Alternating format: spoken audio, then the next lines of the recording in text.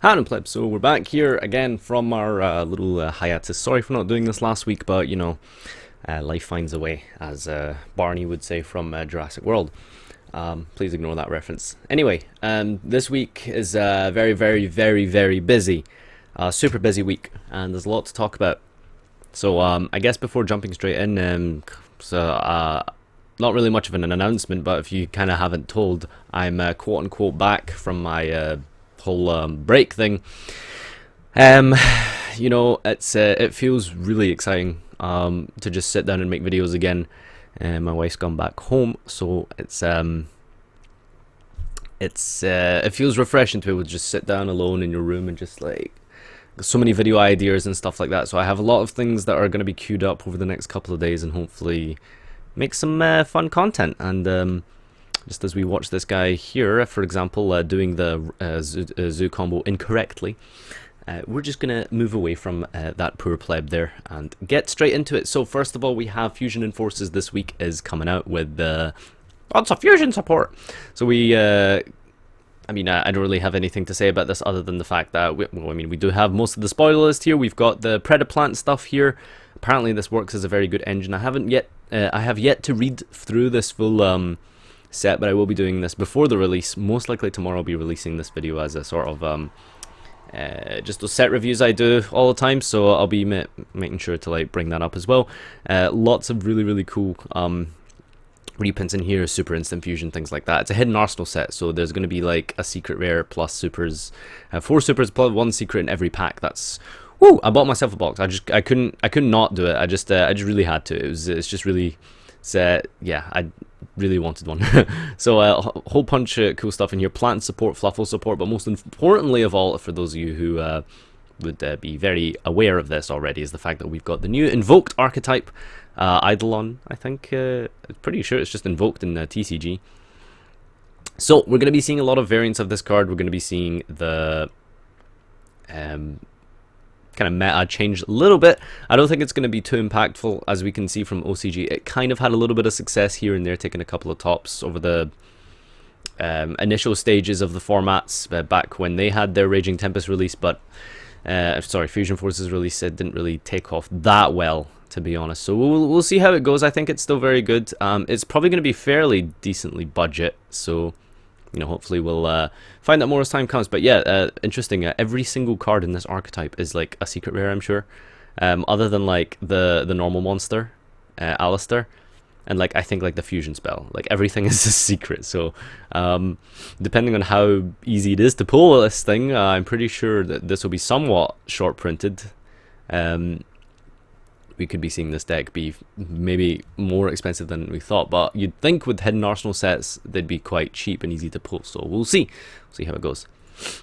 Here are the rarities here, as you can see. So the field spell secret, oh sorry, my mistake, even the fucking fusion spell is secret as well. The entire archetype is secret except for Alistair, so this could get kind of pricey. Maybe let's just what I just said right now about this potentially being budget, let's just put that on hold for a moment, because that might not be a thing. Anyway, so moving on, we've got the Konami's WCQ Points. This is something very big that occurred this weekend. It happens in America as well. I think you can get to regionals now with their boys in the North America, but at least I haven't looked too much into it. I can't really explain it too much, but at least in terms of the what's it called, a European platform, what's essentially going to happen is that the finalists at Euros are going to go to Worlds. It's just that simple. If you get first place and second place at Euros this year, you're going to Worlds. Third, fourth are not going to Worlds, unfortunately. Well, potentially you can go to Worlds, but it's not based on your actual ranking anymore, or standing rather, at a certain specific event. Now we have what we called World qualifying points. So WCQ points are essentially whoever has the most WCQ points from the UK, from France, Germany, and Italy. 4 countries each will get a Worlds contender. They're the ones who get to go to Worlds. So the best German, the best Brit, the best Italian, and the best Frenchman all going to Worlds this year. And it's not actually based off your performance in Euros. You can actually potentially not go to Euros and still qualify. yeah, it's really that simple. So how it's going to work is that you need to qualify through gaining some points at regionals. So the way it works is that if there's, for example, 32 invites at a regional being handed out, 32 Euros invites, then the winner gets 32 points, second place gets 31 points, etc., etc. It goes down. So third would get 30 points, and then fourth would get 29 points, all the way down to the last person to get an invite. So if you earn yourself an invite spot at a regional, you get X amount of WCQ points. You can earn this throughout all your regionals throughout the entire season. Go to as many regionals as you want. You can essentially grind WCQ points, and I believe you can grind in any region as well. So I think pretty sure Italians can grind in Germany, and they can go to German regionals if they want. If you really want to invest that much time going around topping in Europe at like little events, like go ahead.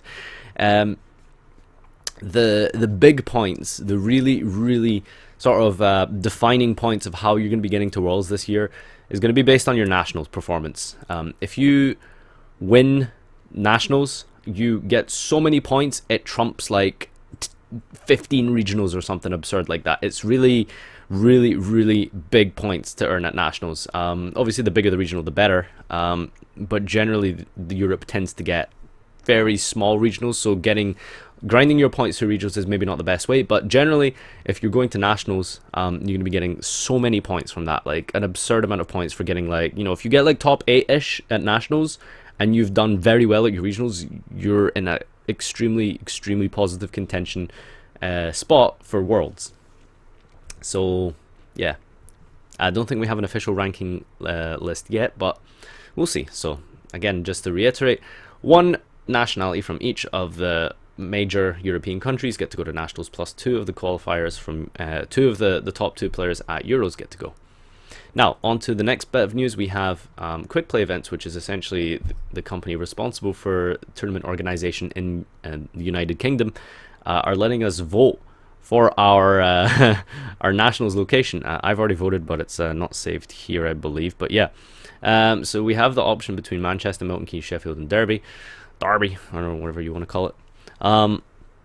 If you're watching this from the UK, please vote Manchester, because if you don't, you're selfish, because it's the easiest place in the UK to get to, other than like London, for like people who live in the middle of fucking nowhere like us in Scotland.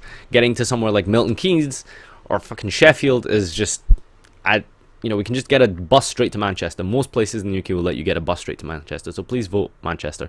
But anyway, Konami have just decided that they were going to let us vote on the location. I don't know how I feel about this. I'm not too sure if that's I mean, I don't see the point. You know, it's sort of like it's cool in a way, but it's also this sort of like just strange like illusion of democracy, when really giving you lots of choices that they were potentially going to use anyway. It's like not really, I mean, just pick one and just give us a date and book it fast so we can start booking times off work. Why do we need to go through this voting process? I don't know. So yeah, voting closes at the end of this month. I don't really know what to say about it. It's kind of cool, but I mean, I'd rather be able to vote on like more interesting stuff. You know, I don't even agree with like the voting in general. Like, what's the point? Like, you know, we should be able to vote for something meaningful, like a ban list or something.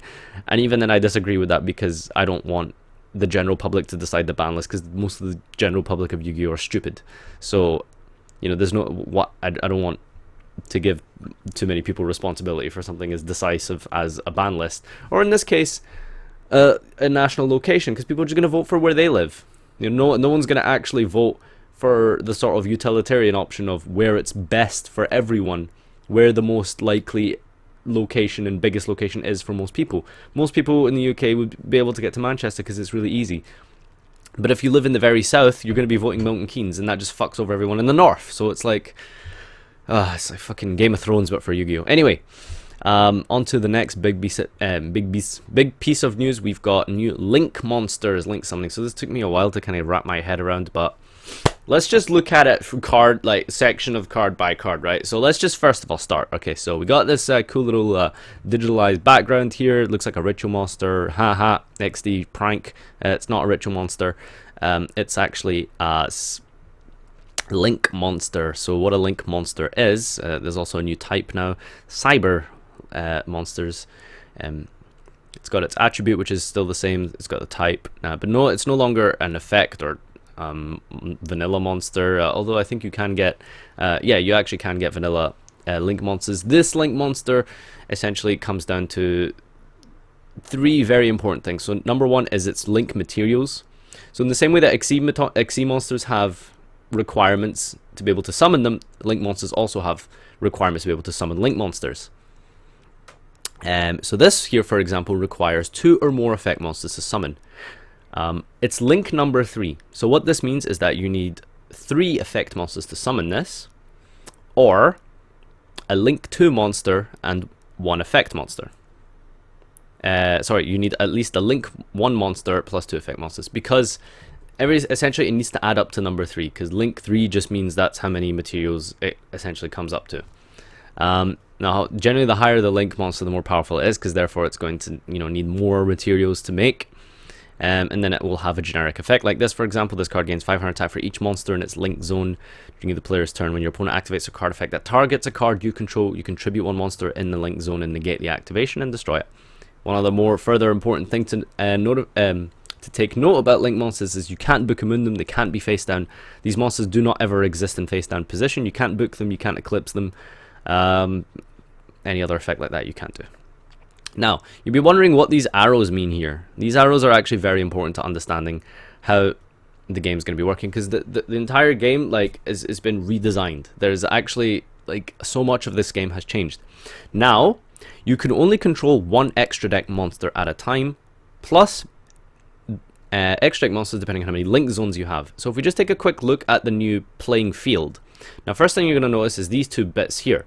So this at the very top is what you call an extra deck monster zone, and this is also an extra deck monster zone. You get 1 and your opponent gets 1. What this essentially means is that your first extra deck monster you summon, so let's say you go Farfa, normal graph, overlay to Dante.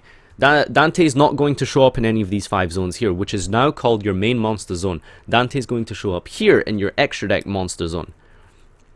Now, because Dante isn't a link monster, he's an extra deck monster, he has to go to the extra deck monster zone, and because he's not a link monster, there's no link zones, which are these big red squares. You can't summon any more extra deck monsters, because you've already used your 1 of extra deck zone. Now, if you don't know what this means, let's just put this in plain terms. This is going to drastically, severely slow the game down, because now you're only going to be able to control 1 extra deck monster at a time, unless we look at the arrows here on Decode Talker's card art. So he's got a bottom left and a bottom right. So let's say, he has his materials, 2 or more effect monsters. So let's say you summon him with 3 effect monsters. You link into Decode Talker. Let's say this crab turtle up here is a Decode Talker. He'll have these 2 arrows here. You can see they're kind of highlighted in red. Decode Talker is now pointing to these big red zones. Now, now that Decode Talker is in the extra deck monster zones, these red zones, now you can use these zones for extra deck monsters. Now you can make double Dante, and you can put 2 Dantes into each zone, right? Do you understand how it works? You can also potentially make a new link monster, because some link monsters, for example, say just 2 vanilla monsters. So you can summon Rescue Rabbit, summon another link monster into this zone. You can only have 1 link monster at a time. Well, I mean, it's still considered an extra deck monster. So if you have a link monster here, then you have to summon it into here. It's not like you can just summon as many link monsters as you can, because they're still extra deck monsters. So now you can summon a new monster into your link zone. So let's say this big red block here is your new link monster. That link monster is most likely going to have this. There is a link monster that does have this. It has, for example, 2 of these arrows lit up here. So instead of the bottom left, bottom right, and top, it now has left and right. So now if you summon it into this red zone, this blue square to the right and this blue square to the left are now your new linked zones. So now you can put extra deck monsters in there. So as you can imagine, this actually brings a whole new dimension of understanding the game and technical play, because now you're going to have to plan ahead. Where you put your monsters now is actually really important, because that's going to decide, whether or not you're going to be able to make more link monsters. So if let's say you put a non-link monster, a non-extra deck monster in this red zone here, you've essentially just wasted the zone, because now you can't summon an extra deck monster into there. You can summon it into this red square, but not this red square.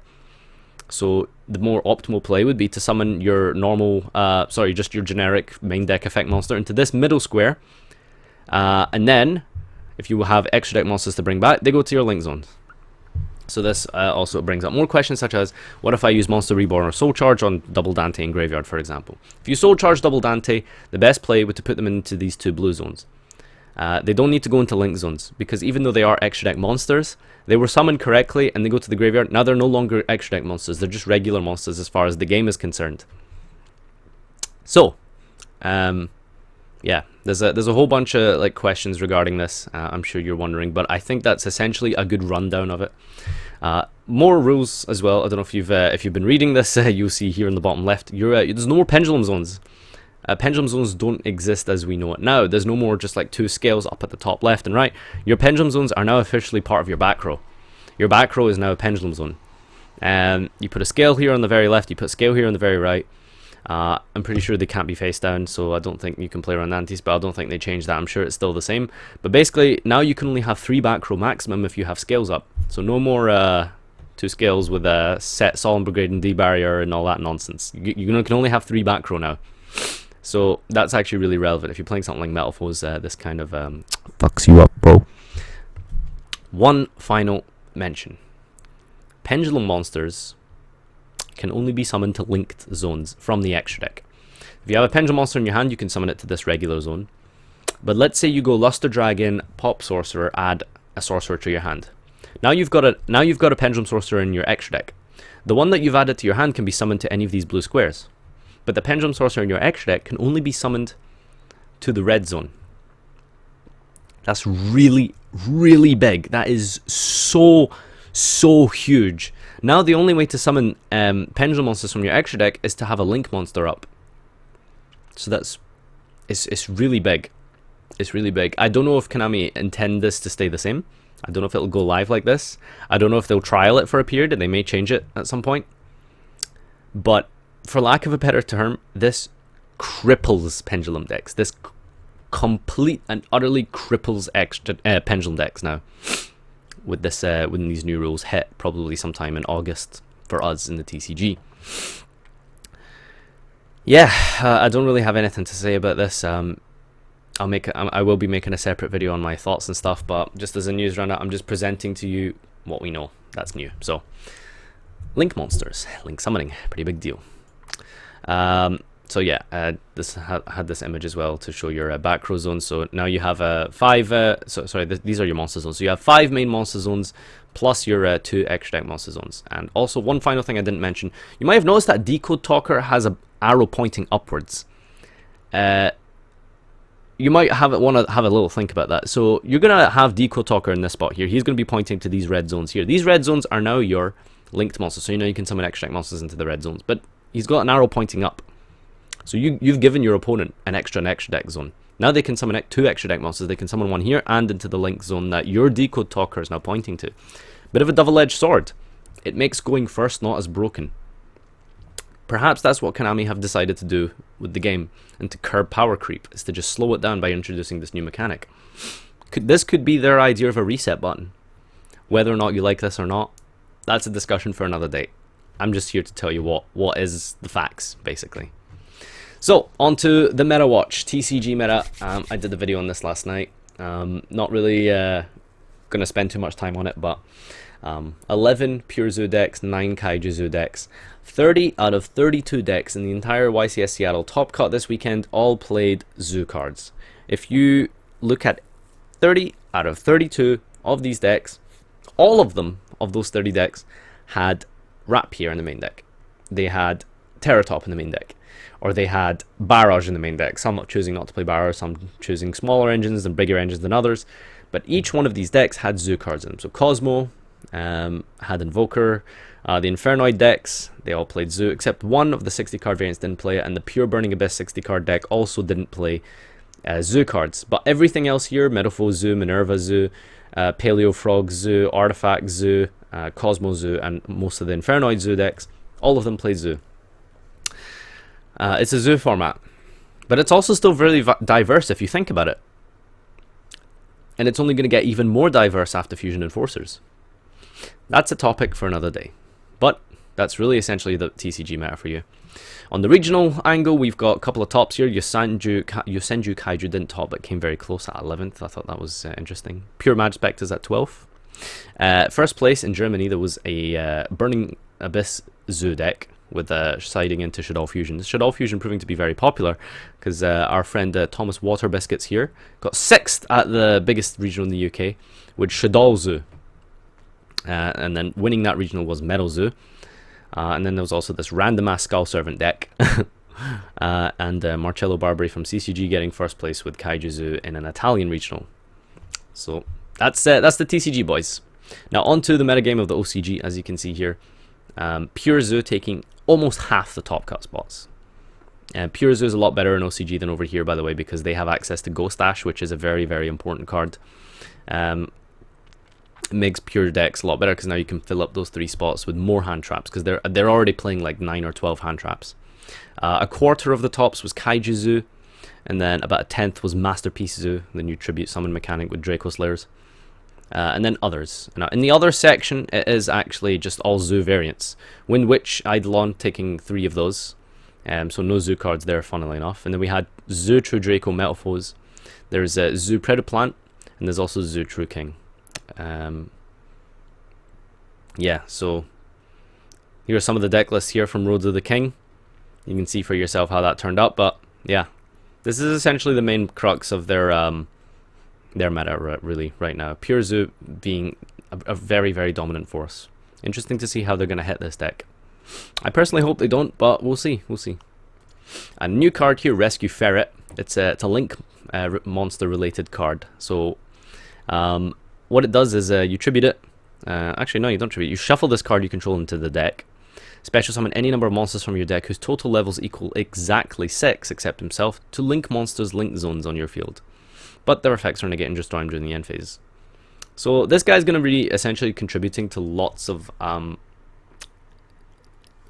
further Link plays. So you're going to have your initial Link monster in the top zone, and then to be able to put out more linked monsters to be able to keep bringing out more Link zones, you're going to have to play this guy here apparently, and then 6, yeah, like you could potentially summon 6 monsters with this guy. That's not going to happen. Because just the way the monster zones are set up, so you could summon potentially like 2 level 3 monsters into Link zones, and then you can like link them together and make a new linked monster, and then that opens up more linked zones.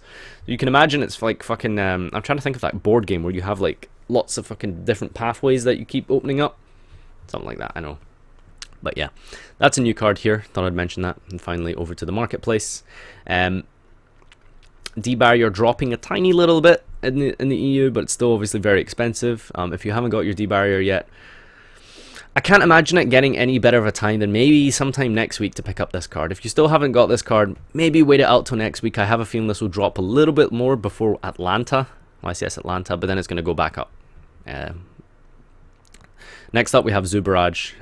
This thing is kind of on its lowest end, €60, but as you can see here from the graph, it's still very, very high. It's kind of plateauing a little bit over the last couple of days, but at least on eBay, and in the UK eBay, this thing's been £70 minimum. £70. I have a good friend of mine who recommended a couple of purchases for me, so I got mine for £50. Yep, I'm sorry, boys. I'm sorry to come out like this on camera to you, but it's Team Zoo. It's Team Zoo, boys. I'm sorry. Check these fucking barrages out, boys. We're playing Team Zoo. I'm sorry. I'm sorry. We're part of Team Zoo now. You can't beat them, you gotta join them. Next up, we've got Ground Collapse. Oh, people are stupid. People are just dumb. This card, look at this. This thing used to be like 2 cents. Now it's like €1. And so to get like a card, to get a Ground Collapse that isn't in dog shit condition, you're gonna have to be playing like €2 or €3. You're probably wondering, what the fuck does Ground Collapse even do? Well, basically you can select 2 monster zones on the field, and they basically can't be used. So I think what the reason and logic is with some people is that they think that they can use this against the extra deck, the extra monster zones. So the 2 top zones of the new mechanics down in the future. You can't do that. That's not going to be a thing. Please stop wasting your money. This card is garbage. But I just wanted to point it out. Ice Spell spiking a little bit. She's only going to get higher with Fusion Enforcer's release, guys. So if you want an Ice Spell, if you want to play Fusion Enforcer, an Eidolon Wind Witch, well, you should have been getting this a long time ago, like 2 weeks or 3 weeks ago when I already suggested it, but yeah. Next up, we've got Reborn Tengu, spiking heavily with the Ultra Rare here. You might probably wonder, if you're smart enough, you can put two and two together here and guess why that is.